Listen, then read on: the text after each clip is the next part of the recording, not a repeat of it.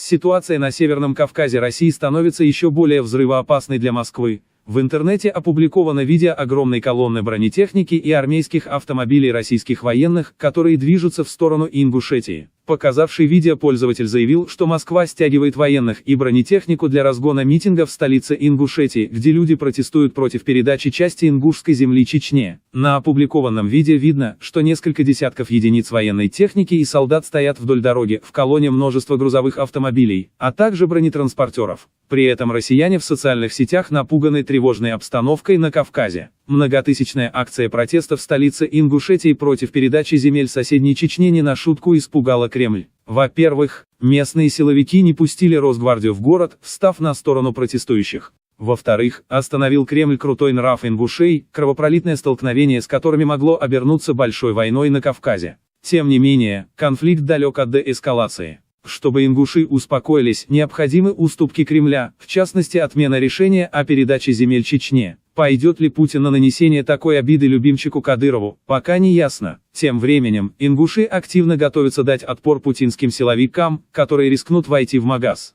Они, в частности, серьезно вооружаются, что подтвердила пропагандистка РФ Марина Ахмедова. Она показала фото автомата в багажнике авто. И хотя местные ОМОН и полиция с народом в багажниках митингующих кое-что лежит от чужаков, объяснила журналистка фото. В свою очередь телеграм-канал «Ингушетия 2018» предупреждает о подготовке силовой операции по зачистке палаточного городка у здания администрации Ингушетии. Источник сообщает, что во вторник у сотрудников полиции ингушской национальности забрали оружие, в столице сконцентрированы около 500 иногородних сотрудников. Подкрепление прибыло с целью не допустить полного перехода силовиков на сторону протестующих и застраховаться на случай непредвиденного развития ситуации. Пользователи также отметили, что с нескольких сторон на границе с Ингушетией замечены колонны бронетехники и военных машин. На фоне слухов о разгоне жителей Ингушетии срочно собирают на центральную площадь для объявления плана дальнейших действий.